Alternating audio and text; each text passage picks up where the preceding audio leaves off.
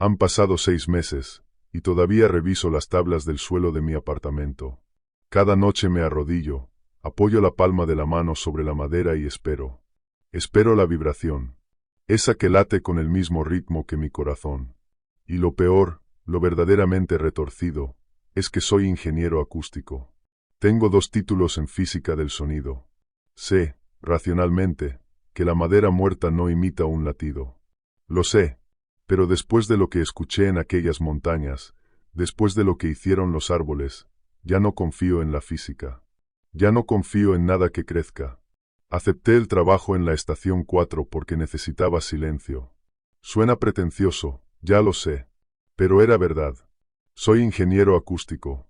O lo era, supongo, según cómo se mire. Pasaba 10 meses al año encerrado en un sótano de hormigón, analizando datos de contaminación acústica urbana. Esa era mi vida. Cartografiar el rugido mecánico de las autopistas. El zumbido de baja frecuencia de los sistemas industriales de climatización. Las vibraciones caóticas de los túneles del metro. Solo ruido. Ruido constante. Inagotable. Eterno. Así que, cuando apareció aquella plaza estacional como vigilante forestal contra incendios en la zona más remota de las montañas olímpicas, sentí que era una tregua. Me ofrecía algo que no había podido encontrar en ninguna otra parte. Un entorno completamente libre de interferencias mecánicas. Y me llevé conmigo casi 30 kilos de equipo de cartografía acústica de alta sensibilidad. Mi objetivo era simple: registrar la referencia acústica pura e intacta de un bosque primario. Quería capturar el sonido de la tierra respirando. Pero no fue eso lo que grabé. Grabé algo, aprendiendo a hablar. El viaje hasta allí fue despojando al mundo moderno capa por capa. Un helicóptero contratado me dejó en una loma baja. El piloto apenas me dedicó un gesto seco con la cabeza. No dijo una sola palabra. Luego giró y se alejó, dejándome de pie en medio de una nube de polvo y viento de hélices. Desde allí, caminé las últimas 3 millas por un terreno que se parecía menos a un bosque que a una caverna sumergida. La vegetación era absurdamente densa. Un dosel inmenso de abetos de Sitka y abetos Douglas antiguos bloqueaba la luz directa del sol y sumía todo el sotobosque en un crepúsculo húmedo y permanente. El aire pesaba en los pulmones. Olía intensamente a helechos mojados, madera en descomposición, agujas de pino trituradas, y a silencio. Era un aislamiento que te presionaba los tímpanos. Un silencio espeso, expectante, que te obligaba a sentir cada latido dentro del pecho.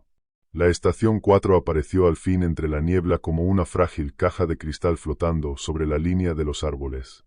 Se alzaba sobre una cresta rocosa y dentada, sostenida por gruesos pilotes de madera atornillados directamente al granito.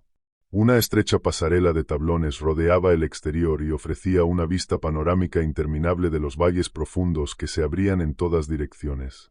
Cuando subí la empinada escalera de madera y puse un pie en la pasarela, lo primero que noté fue que la puerta principal estaba atascada. La humedad de la montaña había hinchado la madera, apretando el borde inferior contra las tablas del suelo.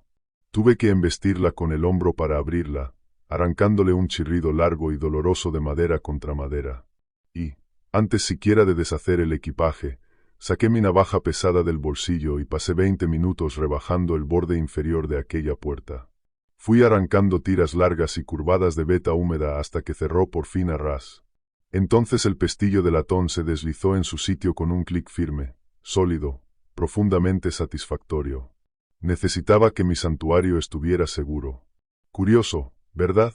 Visto en retrospectiva, resulta casi, no sé, poético no es la palabra. Tal vez, irónico. Mi supervisor se llamaba Dale, un despachador regional curtido que para mí no era más que una voz grave saliendo del radiotransmisor. Las instrucciones que me dio aquella primera tarde fueron estrictamente de procedimiento. Mantén calibrado el Osborne Firefinder. Registra el clima y la velocidad del viento 2 veces al día. No salgas nunca a la pasarela después del anochecer. El terreno aquí engaña, me dijo Dale en aquella primera transmisión, con la estática crepitando bajo sus palabras. Los valles tienen una forma muy particular de jugar con tus oídos.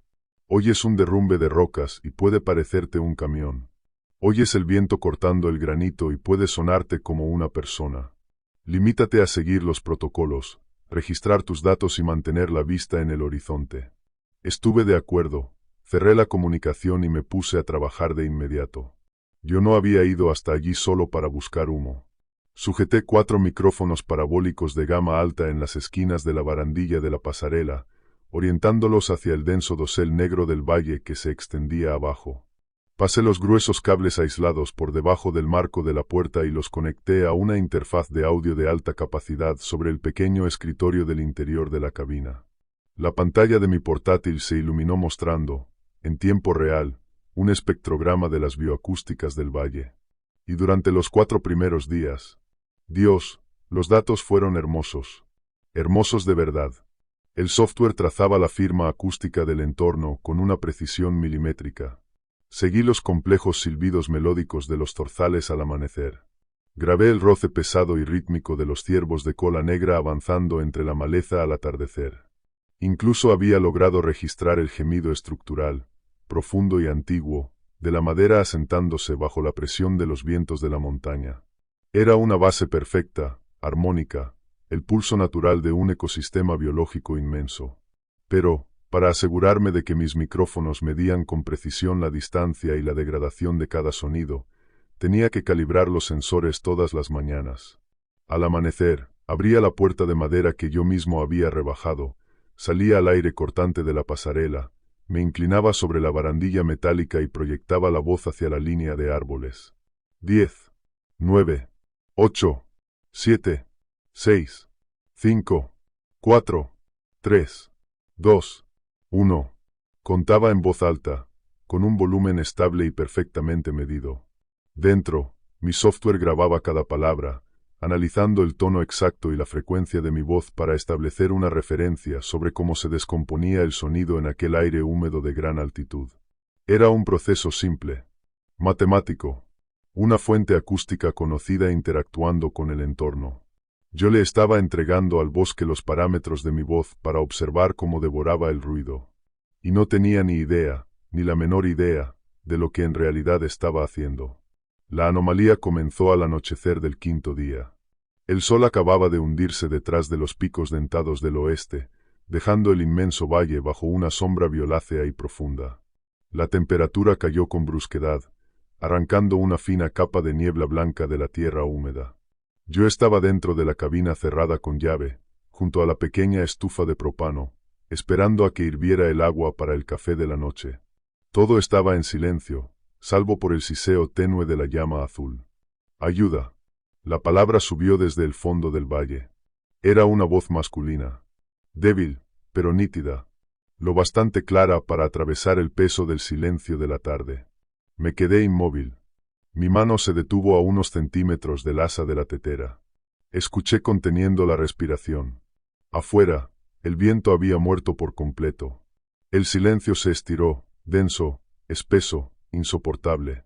Me acerqué al ventanal y miré hacia abajo, hacia la niebla que iba devorando la oscuridad. «Por favor, creo que me he roto la pierna». La voz volvió a elevarse. Sonaba lejana, con un eco leve, como si viniera de un barranco profundo, a unos 3 kilómetros al sur. Mi instinto profesional reaccionó de inmediato. Un excursionista fuera del sendero. Herido. Perdido en la montaña mientras caía la noche. El protocolo era claro. Coger la radio, contactar con Dale y coordinar una operación de búsqueda y rescate. Me giré hacia el escritorio para tomar el micrófono. Pero, al hacerlo, mis ojos se clavaron en el monitor de forma de onda de la pantalla del portátil. Los micrófonos parabólicos instalados en la pasarela habían captado el grito. El software ya estaba procesando el archivo de audio. Me senté despacio frente al escritorio, con los dedos suspendidos sobre el trackpad. Aislé el archivo del grito y amplié el espectrograma. Y supe, como ingeniero acústico, exactamente lo que estaba viendo. Cuando una voz humana atraviesa una masa densa de vegetación, sufre un fenómeno de absorción y dispersión. Las frecuencias altas son frágiles. Las hojas las absorben. Las ramas las desvían. La humedad del aire las amortigua. Después de recorrer 3 kilómetros a través de un bosque antiguo, un grito debería sonar ahogado. Grave. Distorsionado por los ecos del entorno. Las consonantes agudas del habla humana deberían desaparecer primero. Me quedé mirando la representación visual del audio en la pantalla mientras un nudo helado empezaba a cerrarse en mi estómago. La física de aquellos datos estaba mal. Completamente mal. La voz de la grabación era perfectamente nítida. Las frecuencias altas estaban intactas. Las consonantes de palabras como creo y rota aparecían registradas con una claridad cristalina. No había degradación ambiental. Según las leyes absolutas de la acústica, esa voz no había viajado 3 kilómetros a través del bosque. Ni siquiera había recorrido 200 metros. La fuente del sonido estaba justo en el borde de la línea de árboles, debajo del saliente rocoso sobre el que se alzaba mi torre. Amplié aún más la forma de onda, intentando obligar a mi mente a racionalizar lo que veía. El volumen de la voz había sido reducido artificialmente en el punto de origen. Y, además, alguien, o algo, había superpuesto una reverberación secundaria falsa para imitar la firma acústica del eco de un cañón lejano. Algo oculto entre los árboles, directamente bajo mi cabina, estaba sintetizando a la perfección el perfil sonoro de un excursionista herido en la distancia. Empujé la silla hacia atrás. Las patas chirriaron con violencia contra el suelo de madera. Cogí los prismáticos pesados del escritorio, pegué el rostro al vidrio helado de la ventana y empecé a barrer con la mirada la línea oscura del bosque, bajo la cresta rocosa. No había nada. El bosque era una muralla compacta, impenetrable, de madera negra. Nada se movía. Ni una luz, ni humo, ni el menor indicio de presencia humana. Solo los árboles antiguos, hombro con hombro, inmóviles dentro de la niebla ascendente. Entonces la voz sonó por tercera vez. Por favor, creo que me he roto la pierna. Esta vez no miré hacia los árboles. Miré la pantalla del portátil mientras la nueva onda de audio se dibujaba en tiempo real sobre el monitor. Sentí las manos ligeramente entumecidas al arrastrar el cursor y resaltar el nuevo fragmento. Lo superpuse, una y otra vez, sobre la grabación de hacía 3 minutos. Pulsé reproducir. Aislé ambas pistas. El tono. La cadencia. Las micropausas entre sílabas. La leve inhalación antes de la palabra, por favor. Eran idénticas. Idénticas hasta el último milisegundo. Las formas de onda se apilaron una sobre otra con una precisión perfecta, fundiéndose en una sola línea impecable de datos.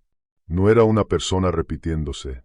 Un ser humano no puede reproducir 2 veces seguidas la misma microcadencia exacta de su propia voz. Siempre hay variaciones microscópicas en la respiración, en la tensión de las cuerdas vocales, en la presión del aire. Aquello era un archivo de audio en bucle. Me levanté del escritorio. El corazón me golpeaba las costillas con un ritmo lento y pesado. Crucé la habitación hasta la gruesa puerta de madera y comprobé el cerrojo. Apoyé la palma contra la superficie que había rebajado días antes. Seguía firme, sólida, inamovible. Retrocedí hasta el centro de la sala acristalada. De pronto, me sentí completamente expuesto. Estaba suspendido dentro de una caja transparente sobre una inmensidad negra, totalmente visible para lo que fuera que aguardaba en la línea de árboles. Afuera, el viento murió del todo, sumiendo el valle en un silencio denso, antinatural. Y entonces, apenas lo bastante fuerte para filtrarse a través de los gruesos paneles de cristal de la torre, el bosque oscuro empezó a susurrar. Aquellos susurros aún no eran palabras. Todavía no. Eran sílabas rotas, silbidos cortantes de aire. El chasquido húmedo de unos labios al separarse. Todo, superpuesto en un zumbido caótico, grave, casi orgánico. Me aparté del cristal. Las botas me pesaban sobre las tablas, torpes, lentas. Mis ojos se clavaron en la interfaz de audio del escritorio. Los 2 monitores brillaban con una actividad frenética. Las agujas digitales de las formas de onda rebotaban de manera errática dentro de la zona roja de saturación. Me obligué a caminar hasta la silla y sentarme. Yo era un científico.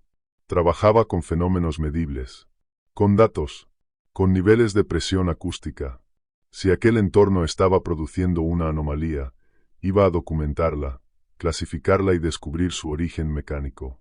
Pulsé la tecla de grabación global en el portátil, capturando todas y cada una de las señales procedentes de los 4 micrófonos parabólicos montados en la pasarela exterior. Luego cogí mis auriculares de estudio, pesados, conecté el jack a la interfaz y me los ajusté sobre las orejas. Hice una mueca cuando el audio crudo, sin filtrar, me estalló directamente dentro del cráneo. Sonaba como una sala inmensa y cavernosa, abarrotada, donde un centenar de personas hablaban a la vez, justo por debajo del umbral de la comprensión humana. Mantuve una mano sobre el dial del volumen mientras la otra volaba por el trackpad. Intenté aislar bandas concretas de frecuencia. Apliqué filtros agresivos de paso alto y paso bajo para abrirme paso entre aquella maraña acústica, buscando el zumbido revelador de una fuente mecánica. Buscaba una explicación racional. Un sistema de altavoces oculto. Un señuelo a baterías. La broma pesada de algún grupo de excursionistas obstinados, cargando equipo por la montaña solo para reírse de alguien como yo. Pero el espectrograma que se deslizaba por mi pantalla contaba una historia mucho más aterradora. Una historia orgánica. El sonido no provenía de un único punto central. Venía de todas partes a la vez. Toda la línea de árboles, extendida a lo largo de cientos de metros en ambas direcciones alrededor de la base de mi promontorio rocoso, estaba actuando como una inmensa matriz acústica sincronizada.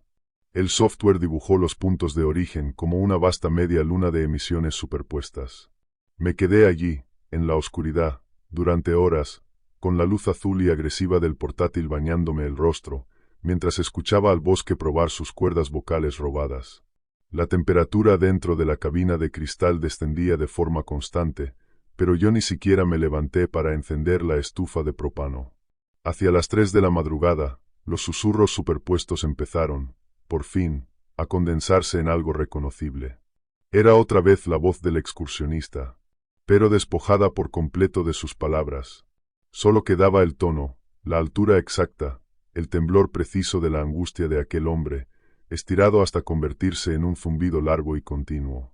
Una frecuencia que vibraba a través de las tablas del suelo y ascendía por las patas metálicas de mi silla. Me generó una presión insoportable en el oído interno. Una náusea honda. Primaria. No dormí ni un solo minuto.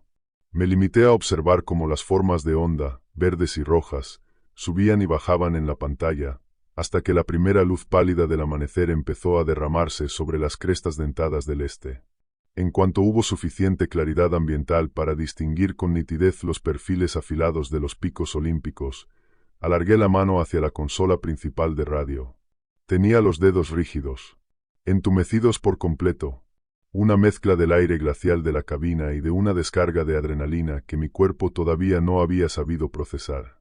Apreté el pesado micrófono de plástico, pulsé el botón de transmisión y esperé a que el canal se abriera. Central, aquí estación 4. ¿Me recibes, Dale?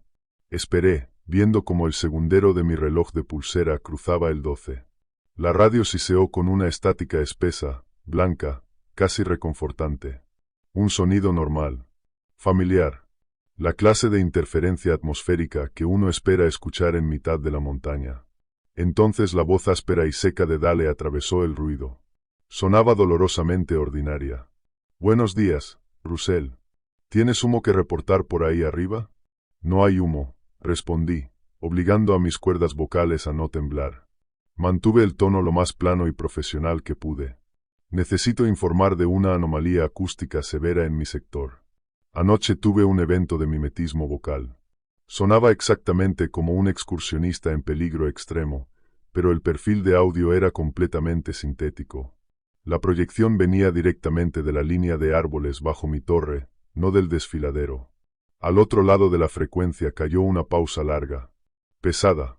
Pude imaginar a la perfección a Dale, sentado en su despacho climatizado allá abajo, en las tierras bajas, probablemente reclinado en su silla, poniendo los ojos en blanco hacia el techo. ¿Anomalía acústica?, dijo al fin. Su tono destilaba esa condescendencia burocrática que ya había practicado demasiadas veces. Escucha, chico universitario, estás sentado a 6.000 pies de altitud. El viento golpea esas paredes de granito y produce ecos complejos en los cañones. Puede sonar a cualquier cosa, desde un bebé llorando hasta un tren de carga. Hizo una breve pausa antes de seguir. Seguramente oíste un coyote o un puma entre la maleza profunda, y tu cerebro aislado rellenó el resto. Le pasa a todo el mundo durante la primera semana en la caja. La mente empieza a jugarte trucos cuando no recibe suficientes estímulos. Dale, repliqué, sintiendo como la frustración me ardía de golpe en el pecho. Tengo el espectrograma delante de mí. Los datos son concluyentes. No era un eco del cañón. Era un bucle fonético perfecto. No mostraba la degradación natural que debía provocar el bosque. El sonido no viajó desde el desfiladero. Se originó a 15 metros bajo mi pasarela y fue modulado artificialmente para parecer lejano. Dale soltó un suspiro. Anótalo en tu libretita si eso te hace sentir mejor.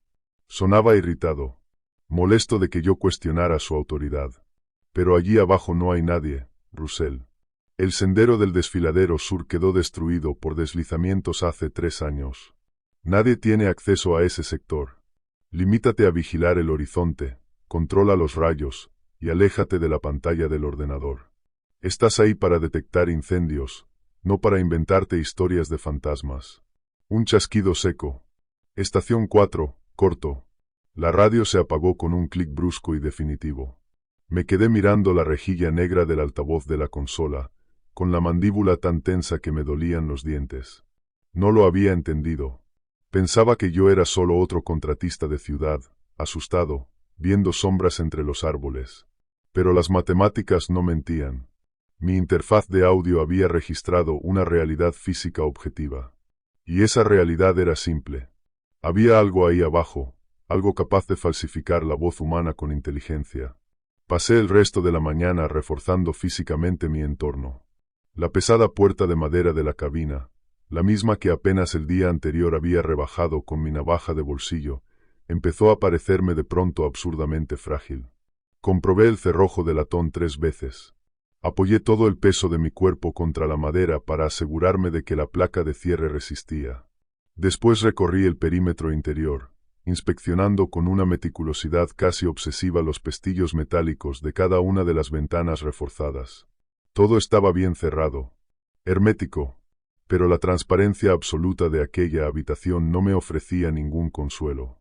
Me sentía como un espécimen clavado sobre una lámina de cristal, visible desde cualquier ángulo imaginable. A media tarde, la presión barométrica cayó de forma brusca. Sin aviso, una niebla espesa y húmeda empezó a deslizarse desde las laderas occidentales. No era la bruma ligera de la montaña. Era una capa marina densa, asfixiante, que se tragó la base rocosa de la torre y comenzó a trepar con rapidez por los pilotes de madera. En menos de 20 minutos, la visibilidad exterior cayó a cero absoluto. Quedé atrapado dentro de un vacío blanco y sin rasgos. El mundo al otro lado del cristal dejó de existir. Solo quedé yo, suspendido en un cielo pálido, en blanco, sin profundidad.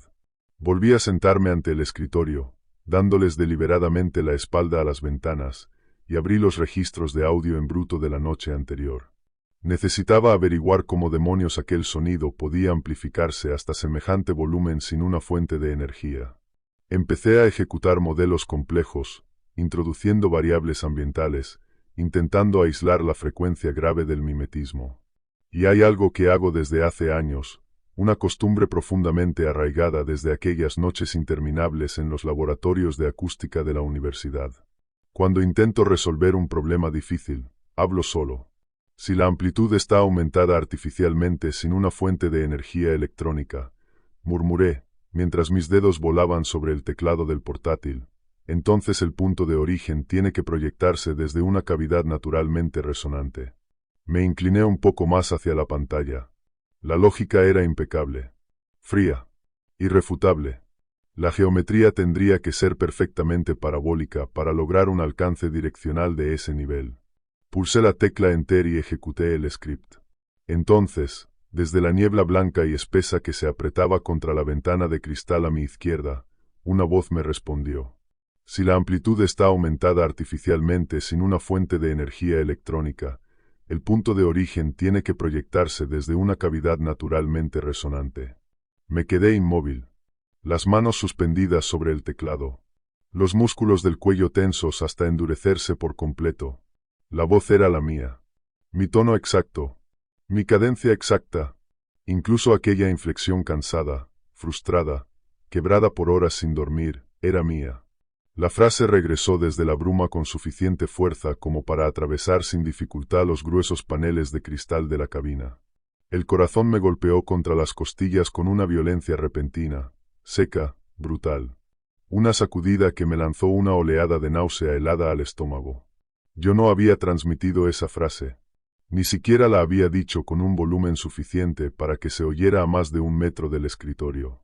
Los micrófonos parabólicos sujetos a la barandilla de la pasarela eran receptores puros.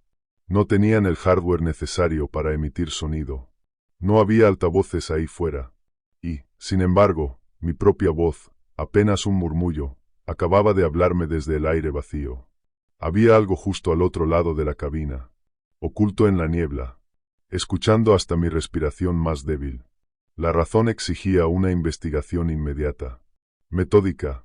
El miedo exigía que me arrastrara bajo el escritorio, me tapara los oídos y desapareciera. Ganó la razón. Por muy poco. Soy ingeniero. Cuando un sistema presenta una variable imposible, no te escondes de ella. La aíslas, la mides, la descompones. Necesitaba entender el mecanismo físico que estaba utilizando aquel fenómeno para capturar y proyectar audio. Agarré mi linterna pesada de aluminio anodizado, una maglite, y un micrófono de proximidad de alta sensibilidad del estuche acolchado del equipo. Estaba a punto de romper la única regla sagrada de Dale. Iba a abandonar la seguridad de la pasarela y bajar hasta la línea de árboles. Caminé hacia la puerta de madera, la destrabé y me estremecí al oír el clic seco del cerrojo. La empujé. La niebla irrumpió al instante sobre el umbral, fría, húmeda, pegándose a mi ropa como una piel ajena. Salí a la pasarela y avancé hasta lo alto de las escaleras de madera. Descendí despacio, mientras la estructura crujía bajo el peso de mis botas. Con cada peldaño, la niebla parecía volverse más densa. Me rozaba el rostro. Dejaba una película de humedad helada sobre mi piel. Cuando por fin mis botas tocaron la tierra blanda y esponjosa del bosque, el silencio fue absoluto. El aire allí abajo era diferente en un nivel casi primitivo. Ya no olía a tierra mojada ni a agujas de pino. Olía, de forma abrumadora, a ozono cortante. Como la atmósfera cargada que precede a un rayo gigantesco. Tenía incluso sabor, el sabor metálico, quemado, de un fusible reventado en el fondo de la lengua. Avancé con una lentitud insoportable, barriendo con el haz blanco de la linterna los troncos inmensos de los abetos de Sitka. Eran árboles antiguos, colosales. Su corteza, gruesa y profundamente rugosa, se perdía hacia arriba dentro de la niebla impenetrable. La visibilidad era mínima. El haz de luz se convertía en una columna sólida que apenas lograba atravesar una decena de metros. A unos 50 metros de la base rocosa de la torre, la linterna atrapó algo que no encajaba. Me detuve en seco, manteniendo el foco fijo sobre el objetivo. Era un tronco gigantesco, de al menos 3 metros de diámetro. La corteza, negra como brea y brillante por la humedad. Pero la madera estaba abierta de par en par, vaciada por dentro, como si una podredumbre extrema o una enfermedad fúngica la hubiera devorado. Di unos pasos cautelosos hacia él, hundiendo las botas en el musgo empapado. Apunté la luz directamente al interior de aquella cavidad. Y comprendí, de inmediato, que no era putrefacción. La madera no estaba astillada. No estaba rota. No estaba carcomida. Había sido modelada. El interior era increíblemente liso, inclinado hacia adentro con una precisión matemática impecable, formando un cono parabólico continuo. Se parecía exactamente a aquellos espejos acústicos gigantes usados en la costa inglesa durante los primeros días de la detección por radar. La geometría era perfecta. Aquel árbol había crecido, o había sido alterado biológicamente, para capturar, enfocar y amplificar ondas sonoras. Di un paso más, completamente hipnotizado por la imposibilidad biológica que tenía delante. Era un altavoz orgánico. Incliné el rostro hacia la abertura y proyecté la luz hacia lo más profundo del cono, intentando medir hasta dónde llegaba aquella modificación imposible. Respiraba con dificultad, con ese jadeo áspero y desordenado que deja el aire fino de la montaña. Mi respiración rebotó suavemente dentro del hueco de madera.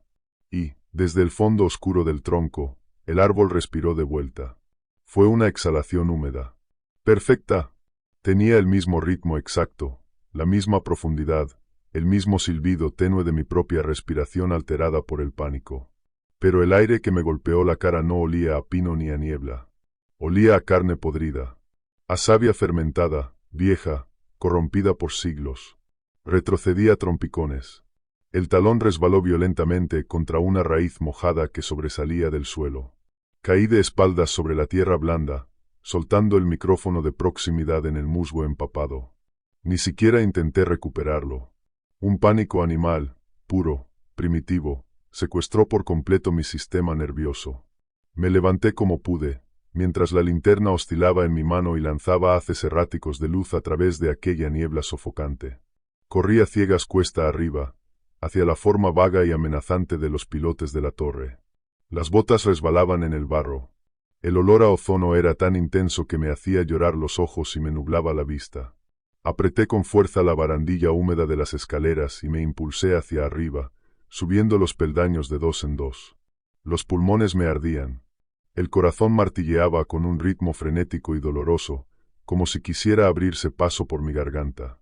Alcancé la pasarela, me lancé dentro de la cabina y cerré la puerta de un golpe brutal.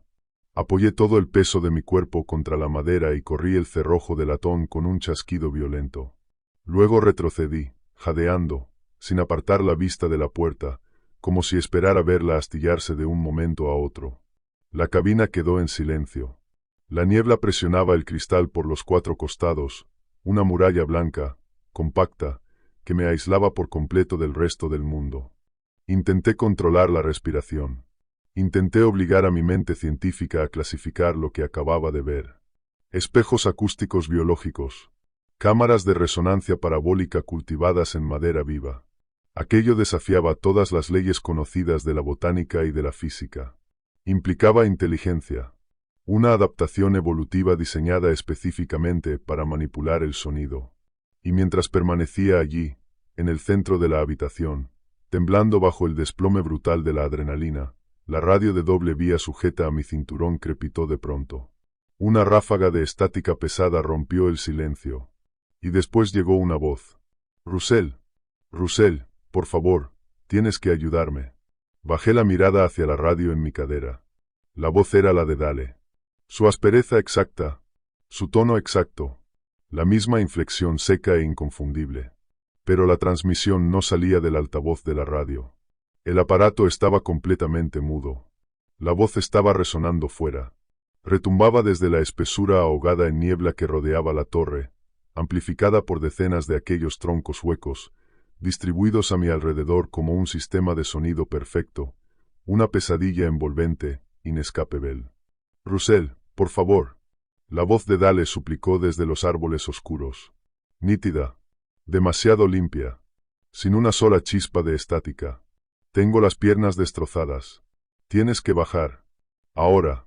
Clavé la mirada en el plástico negro de la radio, sujeta al cinturón, mientras mi mente rechazaba con violencia lo que acababa de oír. Aquella voz era la de Dale. Tenía su mismo timbre áspero, esa leve sibilancia en el registro grave, gastada por décadas de tabaco, y la cadencia seca, cortante, de un hombre acostumbrado a dar órdenes a través de una frecuencia cargada de estática.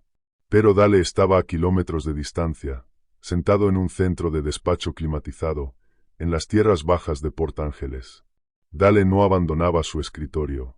Y, desde luego, no iba a internarse por un sendero erosionado en medio de una garganta de montaña, sepultada bajo una niebla helada e impenetrable. La voz no salía del pequeño altavoz que llevaba en la cadera. Venía de todas partes. El sonido envolvía por completo la cabina de cristal. Era una emisión masiva, omnidireccional, proyectada desde la oscura e invisible línea de árboles que se extendía abajo. Los troncos huecos que acababa de descubrir, aquellos espejos acústicos biológicos, estaban funcionando como una red sincronizada de altavoces. Estaban construyendo la imagen sonora perfecta de un hombre desangrándose en la oscuridad. Y la estaban apuntando directamente a mi puerta. «Russell, por favor», suplicó otra vez la voz. El volumen aumentó, vibrando contra los cristales reforzados de la torre. Estoy perdiendo demasiada sangre. Arranqué la radio portátil de mi cinturón y la lancé sobre la estrecha litera. Crucé la habitación de un salto, con las botas resbalando sobre las tablas del suelo, y me dejé caer frente a la consola principal de comunicaciones. Las manos me temblaban tanto que apenas pude sujetar el pesado micrófono con cable. Golpeé con la palma el botón de transmisión y hundí el pulgar con fuerza en el plástico. Central, aquí estación 4. Dale, ¿me recibes? Estación 4 declara emergencia inmediata. Estoy bajo amenaza biológica. Hay una anomalía en el sector inmediato y necesito extracción aérea urgente. ¿Me recibes? Solté el botón, jadeando, con el pecho subiendo y bajando a sacudidas. En el espacio reducido de la cabina, mi respiración sonaba demasiado fuerte. Esperé el reconfortante chasquido seco de la señal de retorno. El altavoz pesado de la consola siseó con el ruido blanco habitual durante una fracción de segundo. Y entonces, el sonido se aplanó por completo. No fue el clic muerto y vacío de una conexión cortada, ni el silencio abrupto de un fusible reventado. Fue algo peor. Un silencio denso, presurizado, que empujó físicamente contra mis tímpanos. Miré, presa del pánico, la pantalla del portátil, donde seguía abierto el software de interfaz de audio, rastreando las frecuencias ambientales dentro y fuera de la cabina. El programa detectaba una frecuencia entrante descomunal. Me quedé mirando la forma de onda mientras mi formación científica libraba una batalla perdida contra un terror más antiguo, más primario. El bosque no solo estaba bloqueando la señal de radio, la estaba escuchando, y estaba emitiendo un canal abierto con la fase exacta e invertida de ese ruido específico. Como ingeniero acústico, entendí la física al instante. Si quieres eliminar un sonido, introduces una segunda onda con la misma amplitud exacta, pero con la fase invertida. Cuando las crestas de la onda original se encuentran con los valles de la antionda, ambas colisionan. Se interfieren de forma destructiva. Se anulan entre sí. Y lo único que queda es silencio total. Nosotros logramos eso con procesamiento digital de señal, micrófonos de precisión y auriculares de alta gama. El bosque lo estaba haciendo de manera orgánica. Los sistemas de raíces, los troncos huecos, la inmensa red fúngica interconectada de aquellos árboles antiguos, todo funcionaba como un ordenador biológico del tamaño de un continente. Escuchaba mi transmisión de radio, calculaba la frecuencia, y emitía una onda de interferencia destructiva para neutralizar a la perfección mi única línea de contacto con el mundo exterior. Estrellé el puño contra la consola de radio y tiré al suelo una pila de registros meteorológicos. Estaba completamente aislado. Totalmente. Las paredes de cristal de la cabina, que normalmente ofrecían una vista dominante, casi divina, sobre los valles, ahora me parecían los muros transparentes de un terrario. La niebla presionaba contra el vidrio como una barrera blanca y sólida, ocultando a los depredadores inmensos que, en ese mismo instante, me estaban observando. El pánico me invadió como cristal roto corriendo por las venas. Frío, cortante, implacable. La visión se me cerró hasta convertirse en un túnel estrecho. Retrocedí hasta que la espalda chocó contra la pared opuesta de la cabina. Después me dejé caer al suelo y me encogí, abrazándome las rodillas contra el pecho.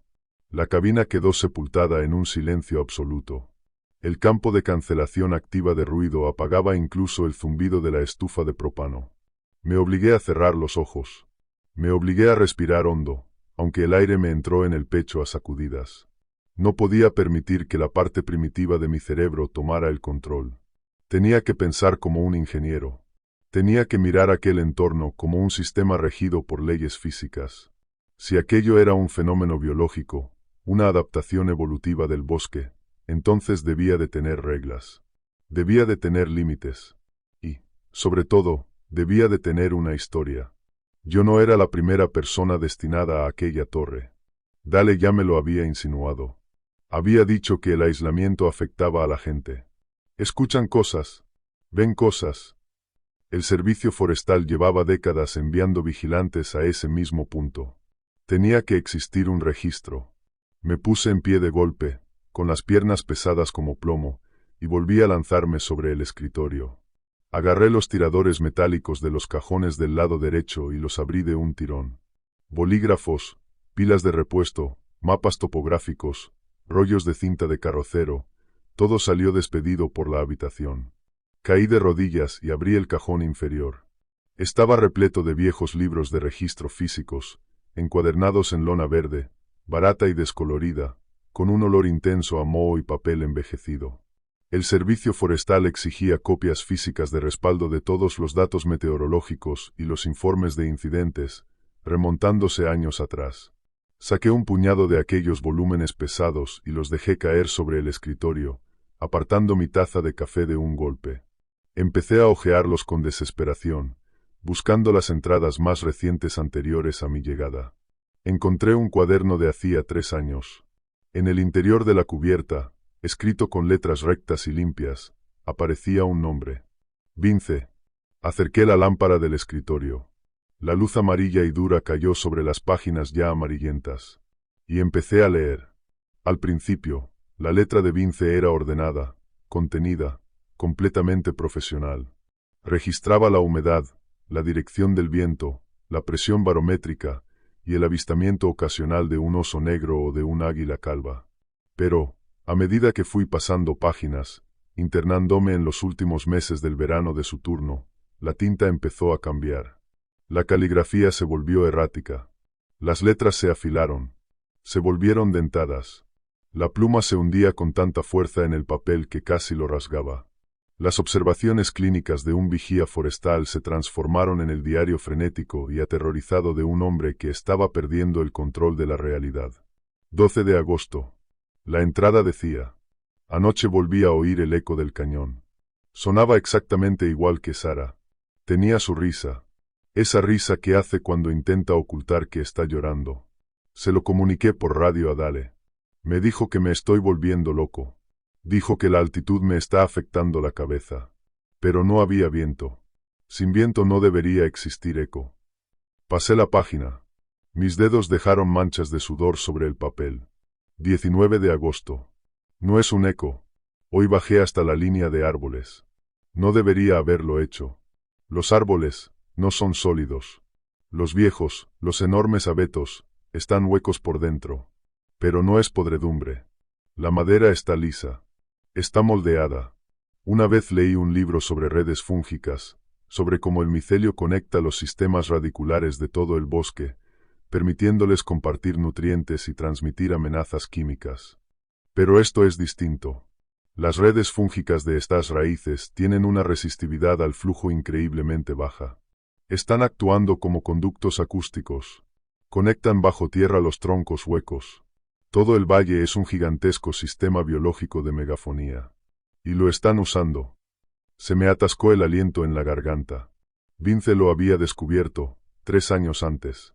Había visto exactamente los mismos espejos acústicos que yo acababa de encontrar entre la niebla. Pasé varias páginas de golpe, con los ojos devorando aquella letra inclinada y frenética.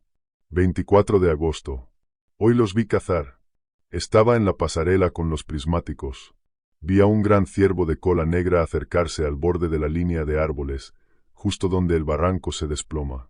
El bosque estaba muerto, en silencio. Entonces, desde la maleza profunda, llegó un sonido. Era el balido de auxilio de una cría. Perfecto. El ciervo vaciló, y luego se internó entre los helechos espesos para investigar. No volvió a salir. 5 minutos después, el sonido de sus huesos rompiéndose y el desgarro húmedo de la carne fueron retransmitidos desde un árbol situado a 2 millas, al otro lado de la cresta. Usan el sonido para desorientar a los rebaños, para separar a los fuertes de los débiles, para atraerlos bajo el dosel más denso, donde las raíces pueden alcanzarlos. Son depredadores ápice, y su arma es el audio. Me quedé mirando la página mientras la espantosa realidad de aquel ecosistema se asentaba sobre mis hombros como una losa. El bosque no era solo agresivo. Era inteligente. Muy inteligente. Entendía la conciencia espacial. Entendía la manipulación psicológica. Usaba la empatía de sus presas como una trampa. Sabía que una madre correría hacia el sonido de su hijo. Sabía que yo querría ayudar a un hombre con las piernas rotas. Estaba convirtiendo nuestros instintos biológicos más profundos en un arma contra nosotros. Pasé a la última página del libro de registro. Fecha, 28 de agosto.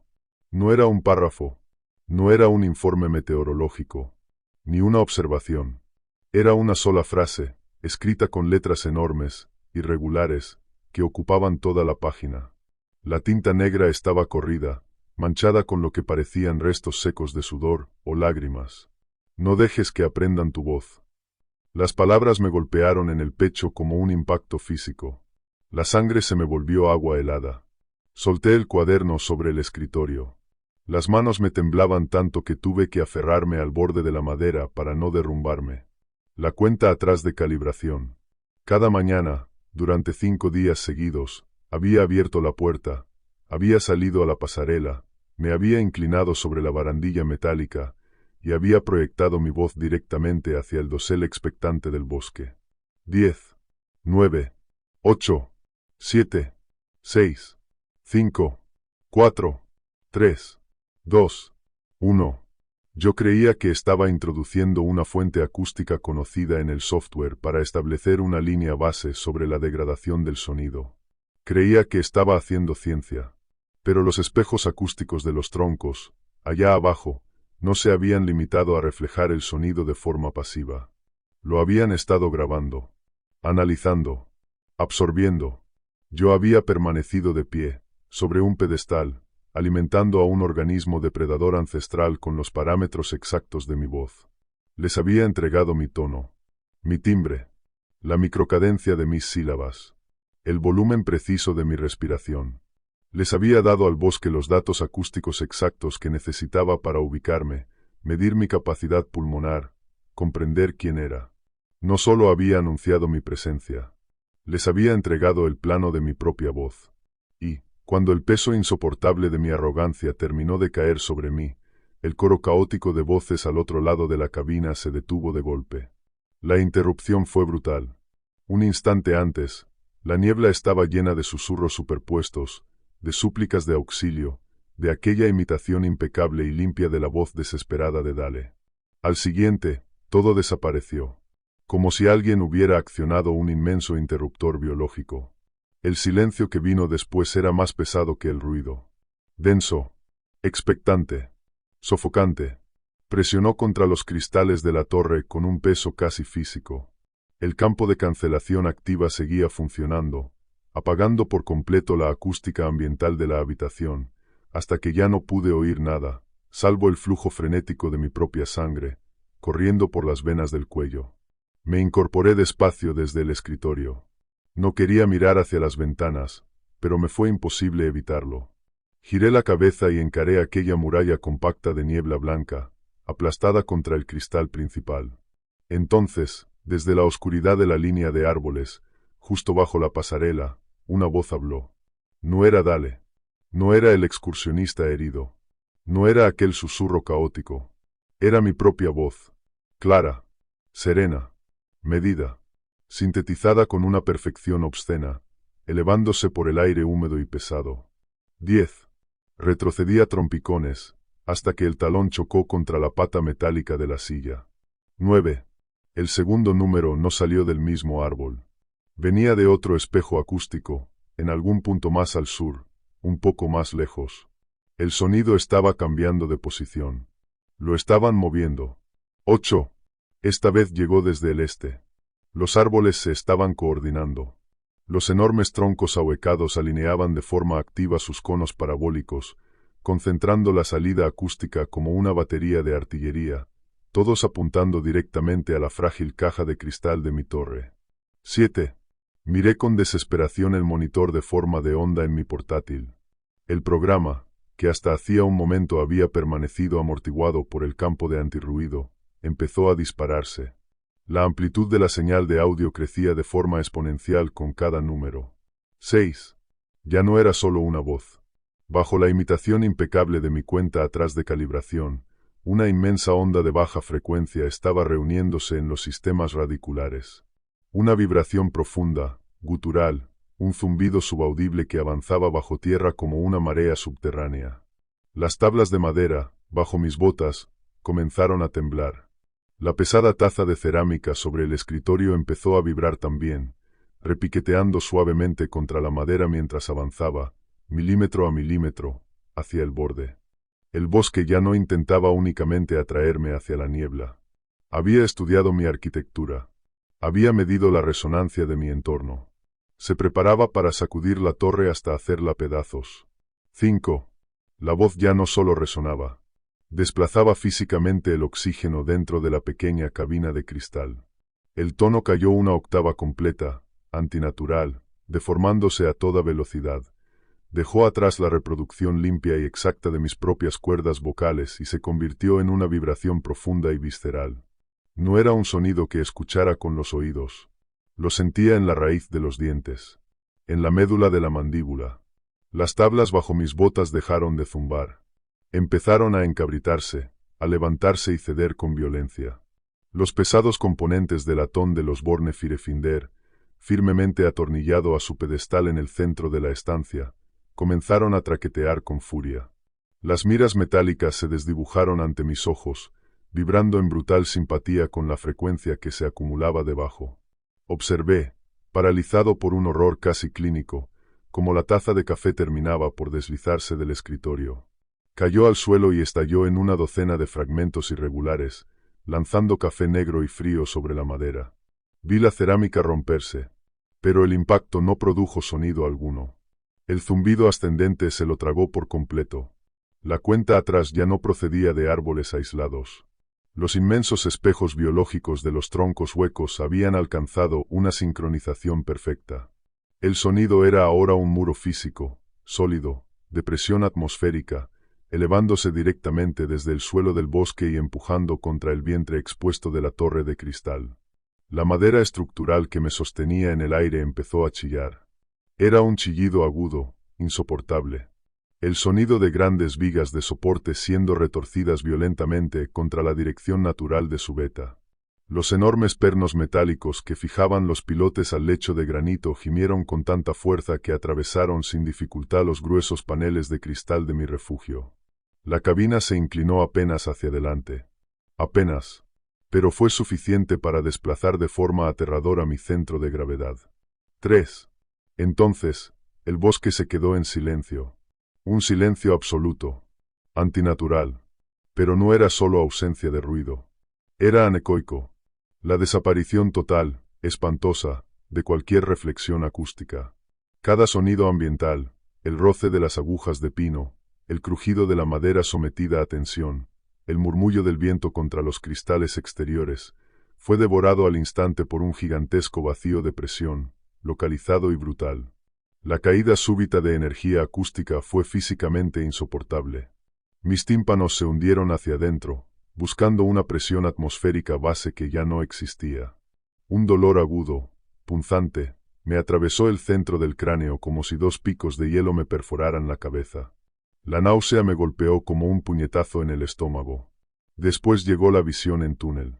La sensación de equilibrio se desintegró en el momento exacto en que el líquido de mi oído interno dejó de moverse. Privado de una entrada auditiva normal, mi cerebro comenzó a fabricar su propio ruido desesperado, un pitido metálico, agudo, afilado, que cortaba el vacío sofocante. 2. Caí de rodillas, luego sobre las manos, jadeando con desesperación, intentando absorber un aire que de pronto parecía demasiado fino para mis pulmones. El silencio era absoluto, pesado, aplastante. El silencio de una fosa oceánica. El silencio de una cámara de privación sensorial llevada hasta un extremo letal, convertido en arma. Me arrastré por las tablas temblorosas, con los dedos resbalando en el café derramado, avanzando a duras penas hacia la baliza de emergencia montada en la pared opuesta. La vista se me llenaba de una estática gris y espesa. Había perdido por completo el equilibrio. Si lograba activar la baliza, quizá el enlace satelital cableado conseguiría atravesar el campo biológico de antirruido que el bosque estaba generando. Alcancé la pared. Agarré la pesada manija metálica de la carcasa roja. Tiré de mi cuerpo hacia arriba. Estrellé el puño contra la cubierta de cristal y bajé la gruesa palanca roja. No ocurrió nada. La pequeña luz verde del indicador permaneció muerta. Levanté la vista, enloquecido, hacia la consola principal de radio sobre el escritorio. La pura fuerza cinética de aquellas vibraciones de baja frecuencia había encontrado exactamente la frecuencia de resonancia de los delicados tubos de vacío del transmisor. Los vi vibrar con violencia durante una fracción de segundo. Y después, al mismo tiempo, reducirse a polvo blanco. La carcasa plástica de la radio se abrió por el centro con una grieta seca. El cableado interno chisporroteó apenas un instante antes de apagarse. Toda mi tecnología, aquella sofisticada red de seguridad en la que había confiado para medir y dominar ese entorno, era inútil. El bosque la estaba desmontando de forma sistemática, usando solo la física. 1. Entonces los árboles liberaron el infrasonido. No fue un ruido. El oído humano no está biológicamente diseñado para procesar frecuencias tan bajas. Fue un evento sísmico localizado. Una oleada inmensa y ondulante de energía cinética pura golpeó la torre de cristal con la violencia de una detonación real. Operando en torno a los 18 hercios, la frecuencia exacta de resonancia del globo ocular humano, la onda convirtió mi visión en una mancha gris violenta, sacudida por destellos púrpura y amoratados. Los gruesos paneles de vidrio del puesto de observación se arquearon hacia adentro, gimiendo bajo una presión acústica monstruosa, deformando la niebla blanca del exterior hasta volverla una pesadilla de feria, absurda y monstruosa. La integridad estructural de toda la cabina quedó comprometida al instante. La torre se ladeó con violencia. 15 grados. 15 malditos grados. Salí despedido hacia atrás y el hombro se estrelló contra el borde del pesado escritorio de madera. Golpeé el suelo con fuerza, con el aire expulsado por completo de mis pulmones. El mundo a mi alrededor se estaba desgarrando.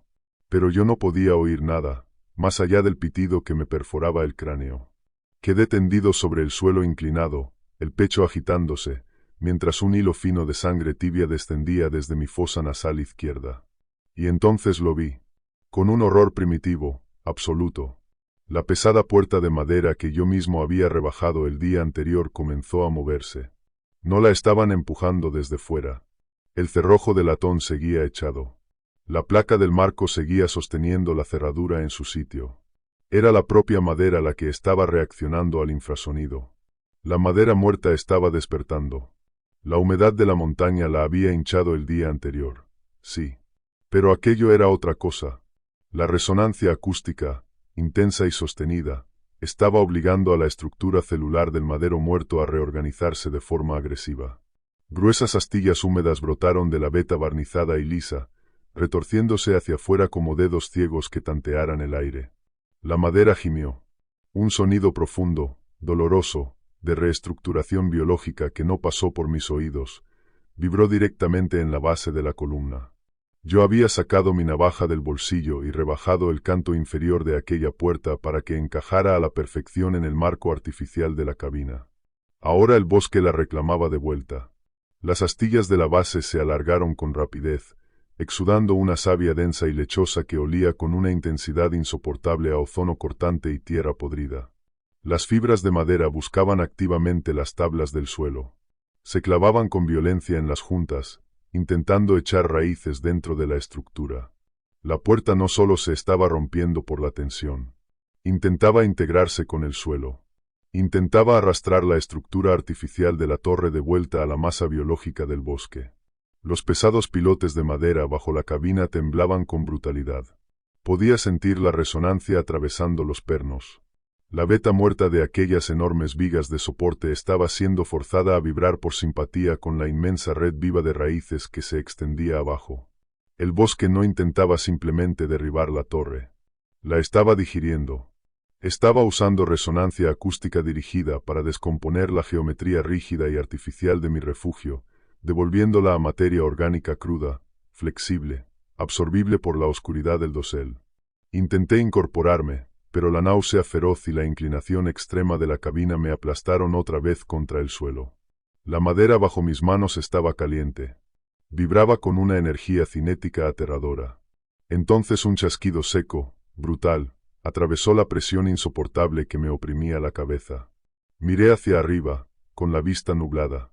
Una enorme grieta irregular acababa de extenderse en telaraña por el cristal principal, justo encima de mí.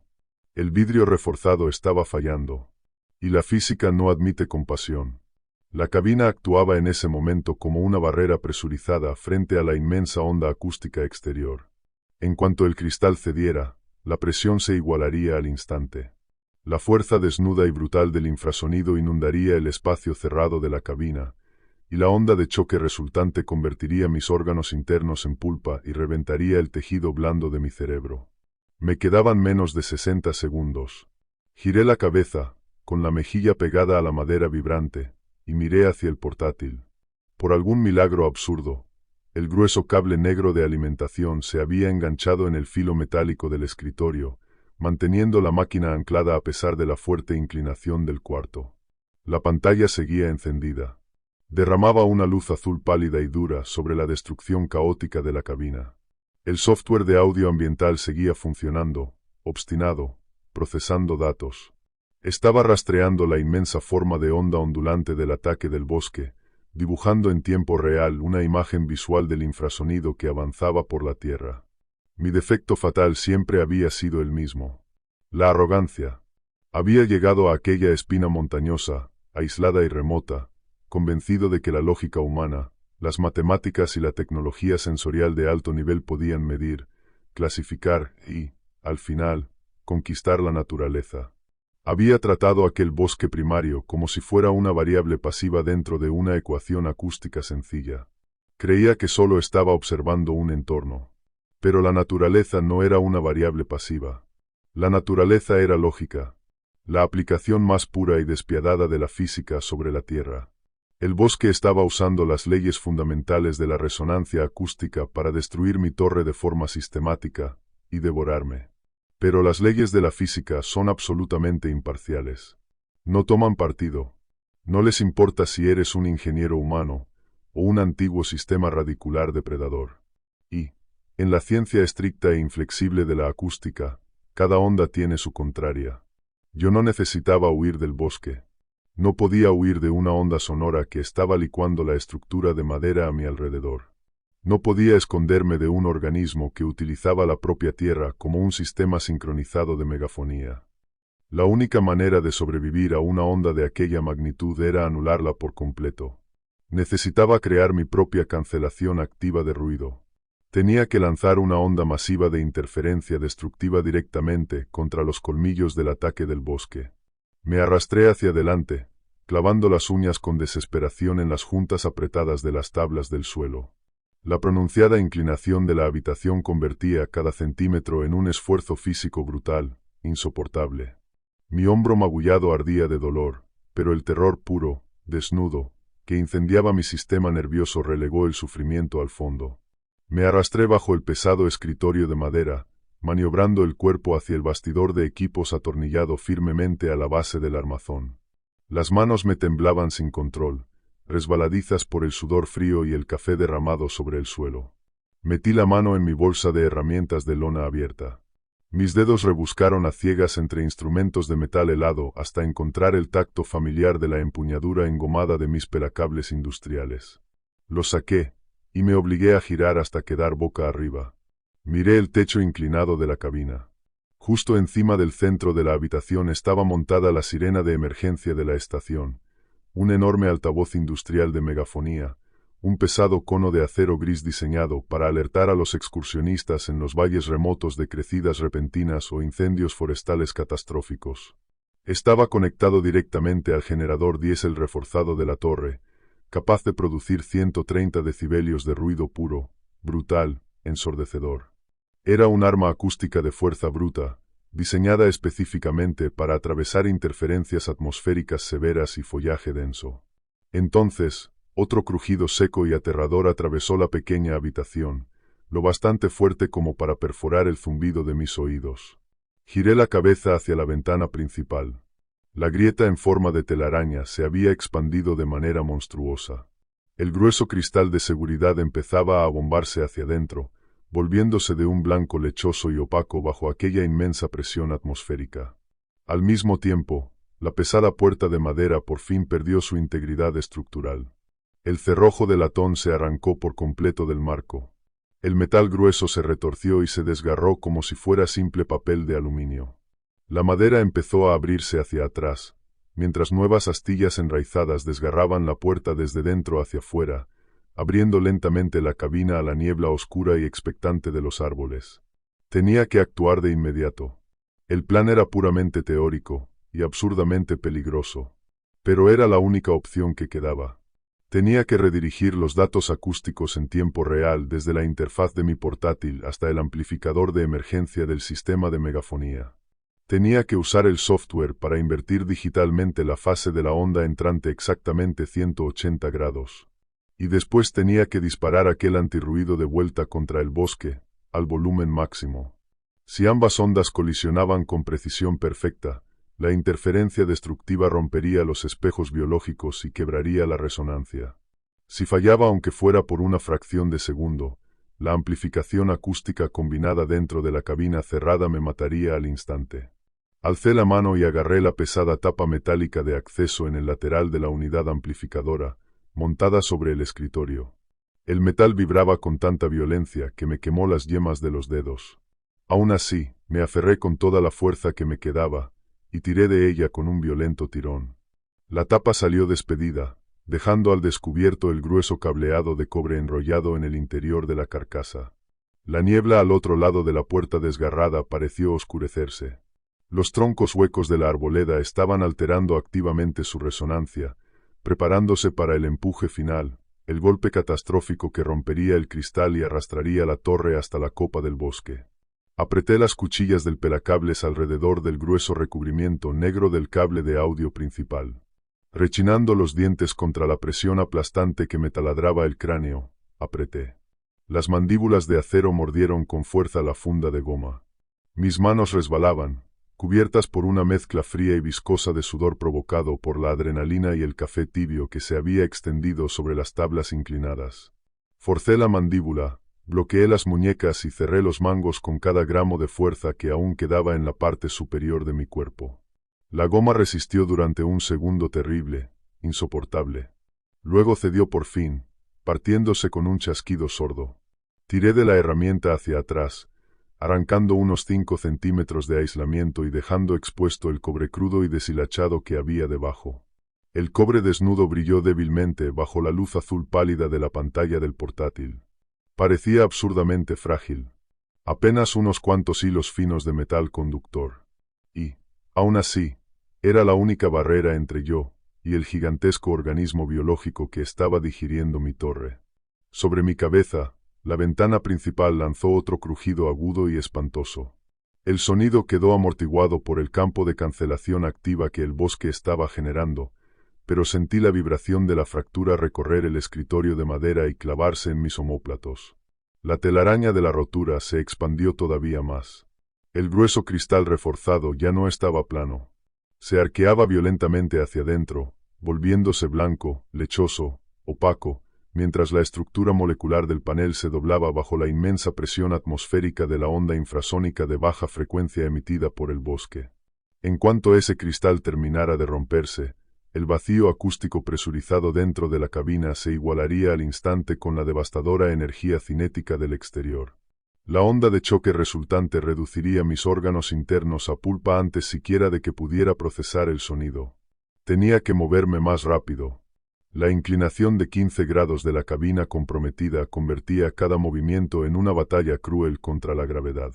Arrastré la interfaz de audio sobre el escritorio.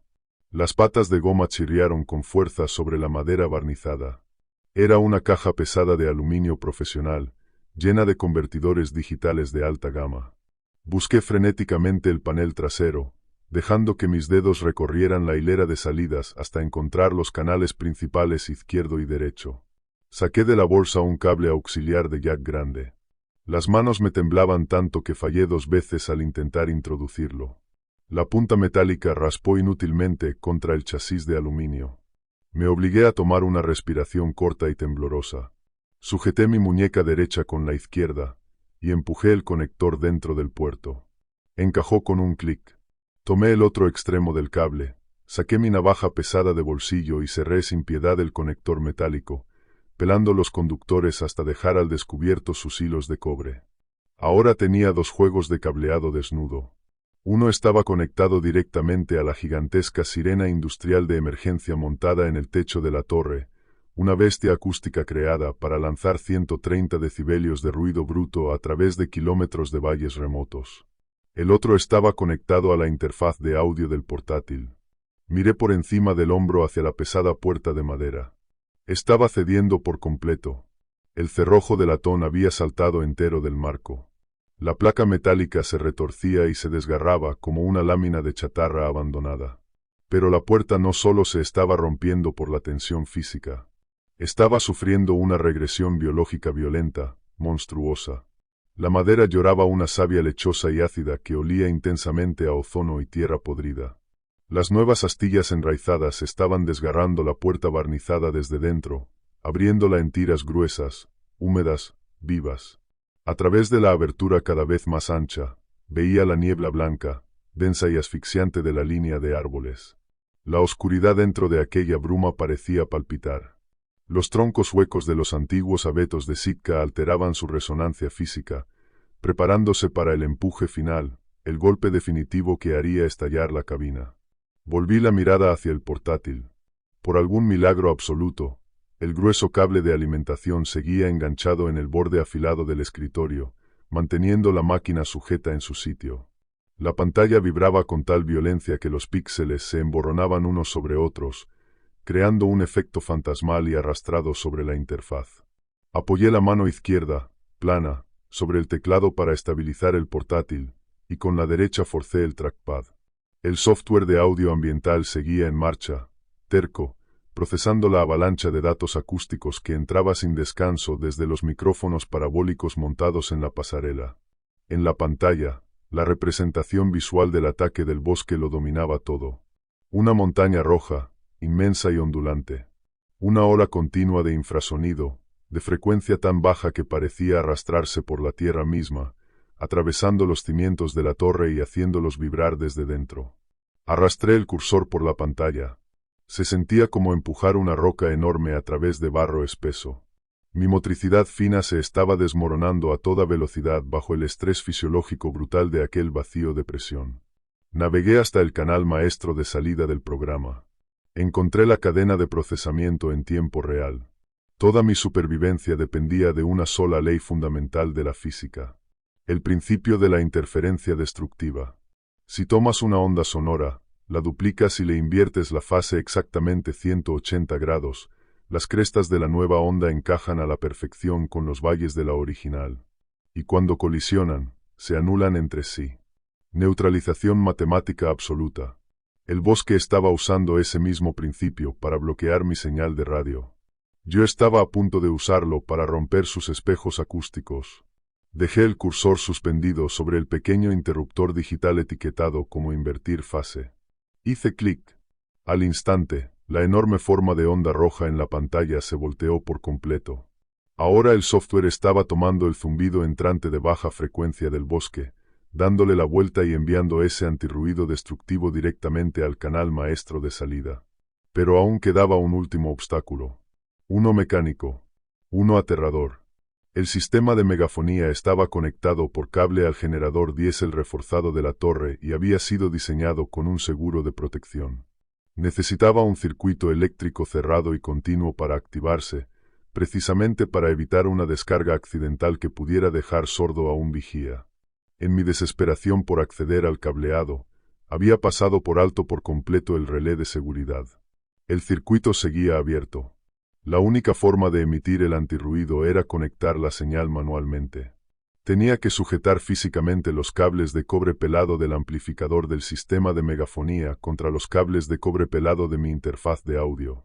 Si lo hacía, la detonación acústica dentro de aquella cabina de cristal, cerrada y presurizada, sería catastrófica. La sirena del sistema estaba montada justo encima de mi cabeza. Lanzar 130 decibelios de interferencia destructiva de baja frecuencia en un espacio tan reducido provocaría un barotrauma inmediato y severo. Era un intercambio calculado. Brutal. Estaba cambiando mi oído por mi vida. El cristal del ventanal principal gimió con un crujido profundo, estructural, el sonido inequívoco del fallo final. Un pequeño fragmento de vidrio de seguridad se desprendió del centro de la grieta en forma de telaraña y salió disparado por la habitación, clavándose a escasos centímetros de mi rodilla, hundido casi 1 pulgada en las tablas del suelo. La cabina volvió a inclinarse otros 2 grados hacia abajo. Los pesados archivadores de acero que estaban contra la pared del fondo terminaron por soltarse de sus anclajes, se estrellaron contra el suelo y comenzaron a deslizarse hacia la puerta destrozada. Era el momento. Agarré con la mano izquierda los gruesos cables de cobre del sistema de megafonía. Con la derecha, los cables finos de la interfaz de audio. Cerré los ojos con fuerza, encogí la barbilla contra el pecho y abrí la boca todo lo que pude para ayudar a igualar la presión que estaba a punto de reventarme los tubos de Eustaquio. Entonces uní los cables pelados. El mundo no explotó en sonido.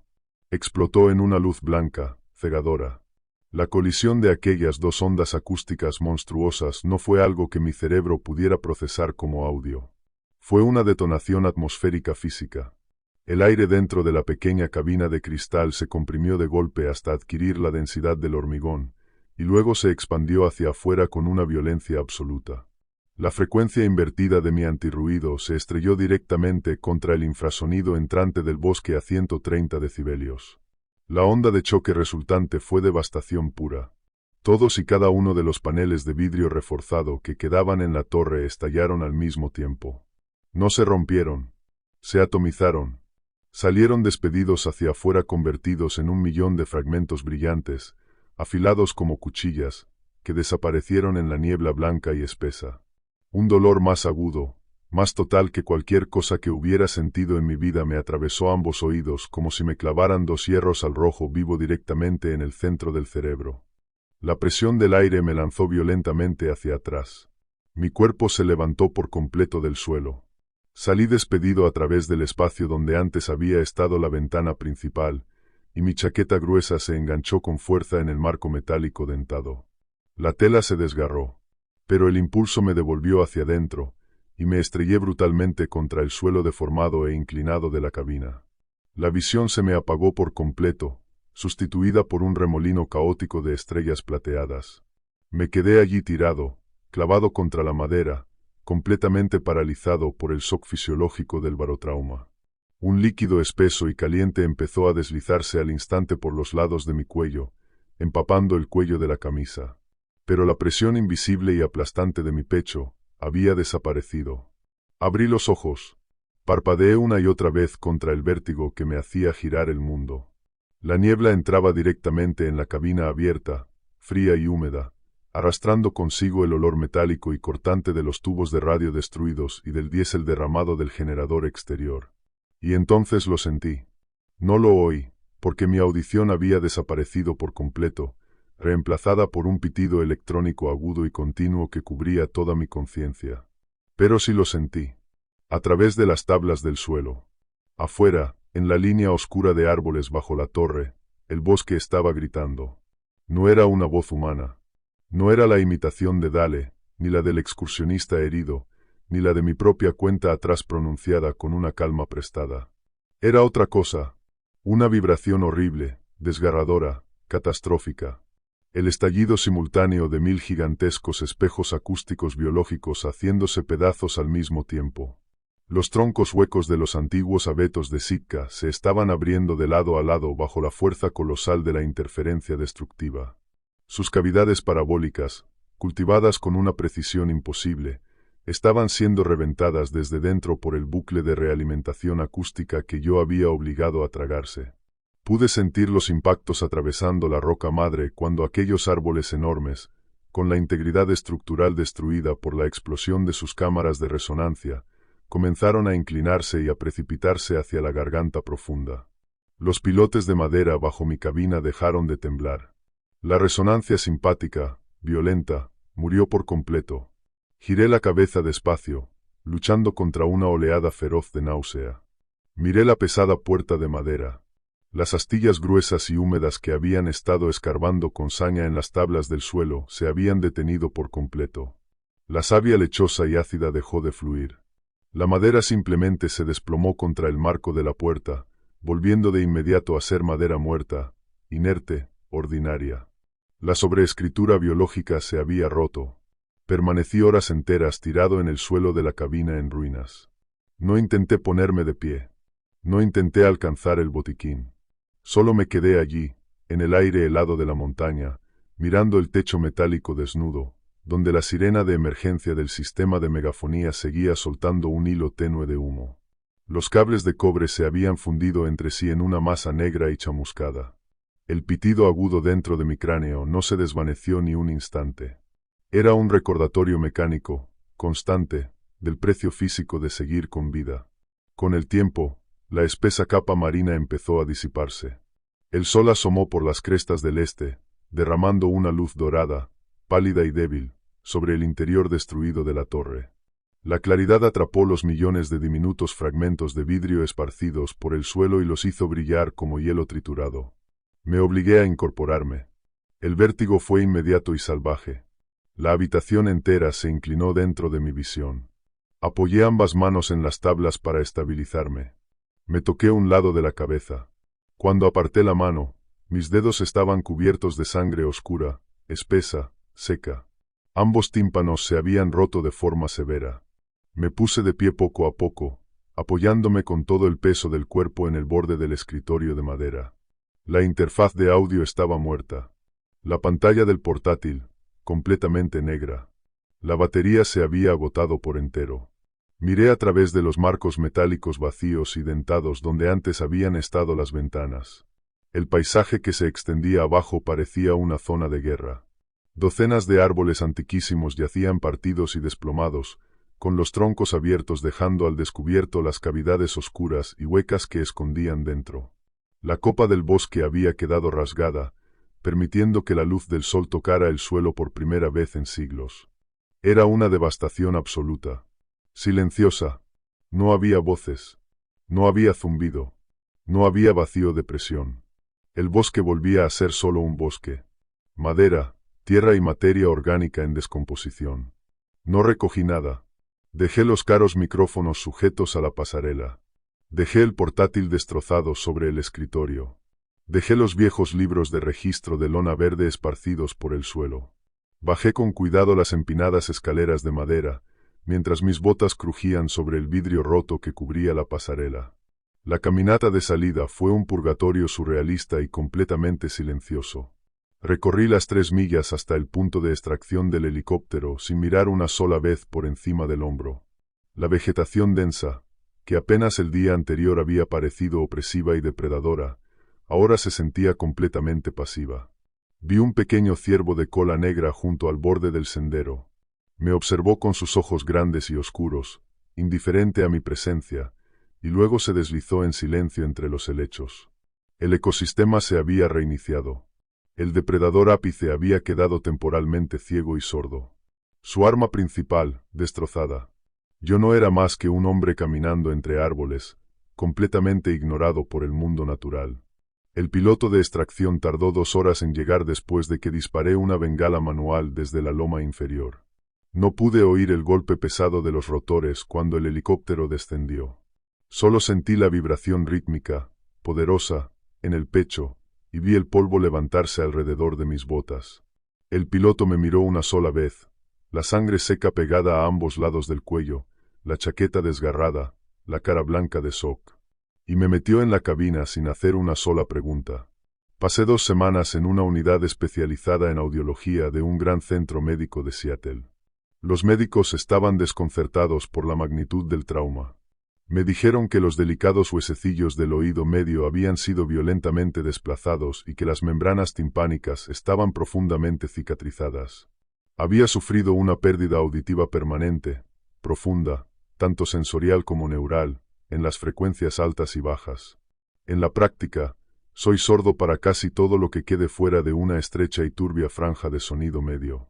Necesito audífonos externos potentes solo para entender el habla humana. Y, aún así, incluso con ellos, todo el mundo suena como si me hablara desde debajo del agua. El informe oficial del incidente, archivado por el Servicio Forestal, fue una obra maestra de ficción burocrática. Atribuyeron la destrucción de la Estación 4 a una microrráfaga localizada y a un impacto directo de rayo que provocó un fallo catastrófico del generador diésel reforzado, generando una onda explosiva de presión dentro de la cabina. Me hicieron firmar una pila de acuerdos de confidencialidad y exenciones médicas antes de entregarme un cheque de compensación considerable. Firmé cada una de las hojas sin vacilar. No me importaba el dinero. Y, desde luego, tampoco me importaba que la verdad acabara enterrada en un archivador. Solo quería estar lo más lejos posible de una línea de árboles. Ahora vivo en un edificio de apartamentos de gran altura, en pleno centro de la ciudad. Es una estructura brutalista y moderna, construida enteramente con hormigón vertido, gruesas varillas de acero y cristal aislante de gran espesor. La elegí precisamente porque carece de material orgánico. No hay entramados de madera. No hay vigas de soporte de madera. No voy a parques urbanos. No tengo plantas dentro de casa. No salgo de la cuadrícula de cemento. He desarrollado una gratitud profunda, casi reverencial, por el ruido mecánico. Incluso a través del amortiguamiento de mis audífonos, encuentro un consuelo inmenso en el rugido sordo y predecible del tráfico de la autopista, allá afuera, al otro lado de la ventana. Me gusta el zumbido eléctrico, bajo y constante, de mi frigorífico de acero inoxidable. Me gusta el traqueteo seco y metálico del sistema de climatización al ponerse en marcha. Los sonidos mecánicos son honestos. Son el subproducto rígido, inconsciente, de la ingeniería humana. No piensan. No se adaptan. No cazan. Pero la verdadera seguridad es una ilusión. Una construcción frágil que levantamos para mantener la oscuridad al otro lado. Anoche no pude dormir. La ciudad atravesaba una calma rara, impropia de ella. El tráfico de la autopista se había reducido a un hilo escaso y el sistema de climatización se había apagado. El apartamento estaba demasiado quieto, demasiado silencioso. Yo yacía en la cama, mirando el techo blanco y plano, con las manos sobre el pecho. Podía sentir bajo las costillas el golpe rítmico y constante de mi propio pulso. Lento, pesado, un tambor biológico. Permanecí así durante una hora, intentando obligar a mi mente a callarse, intentando ignorar el pitido mecánico y agudo que ahora vive para siempre dentro de mi cráneo. Y entonces, desde la esquina más lejana del dormitorio, justo donde las pesadas tablas de roble pulido se encontraban con el zócalo grueso de hormigón, sentí una vibración. Era increíblemente tenue. Ese tipo de temblor microscópico que resultaría imperceptible para cualquiera que no hubiera sido entrenado a la fuerza, con violencia, para detectarlo. Era un cambio subaudible en el entorno físico. Me incorporé despacio en la cama. No encendí la lámpara. Aparté las mantas pesadas y saqué las piernas del colchón. Me dejé caer al suelo, y mis rodillas desnudas tocaron el roble barnizado, frío. Avancé a gatas hacia la esquina de la habitación, mientras las luces de la calle proyectaban sombras largas y deformes sobre la veta oscura de la madera. Cuando llegué, apoyé la mano desnuda, abierta, sobre el suelo pulido. La madera era antigua. Madera recuperada, rescatada décadas atrás de un viejo aserradero de tala primaria e instalada allí por su estética rústica. Contuve el aliento. Cerré los ojos. Concentré en la palma de mi mano hasta el último resto de percepción sensorial que aún me quedaba. La madera vibraba. No era el retumbar caótico de un camión de basura pasando por la calle de abajo. No era la vibración estable y veloz de la corriente eléctrica corriendo por las paredes. Era un movimiento físico lento, deliberado, que se expandía y se contraía dentro de la estructura celular de la madera muerta. Un golpe profundo, rítmico, pum, pum, pausa, pum, pum, pausa. Me quedé allí, sentado en la oscuridad, con la mano pegada al suelo, mientras el pecho se me cerraba bajo un terror frío, absoluto, tan intenso que parecía paralizarme los pulmones. La anomalía biológica no había estado confinada únicamente a los valles remotos del interior olímpico. No había sido un ecosistema aislado. Era una adaptación fundamental del propio material orgánico. Y la humanidad había pasado los últimos 200 años talando ese bosque, cosechando esa madera, usándola para levantar los cimientos mismos de nuestra civilización. Estaba en nuestras paredes. Estaba en nuestros suelos. Estaba en la estructura de nuestras casas. Bajé la vista hacia la veta negra del roble, sintiendo la vibración golpearme contra la piel. Imitaba, de forma perfecta e impecable, el sonido exacto de los latidos de mi propio corazón.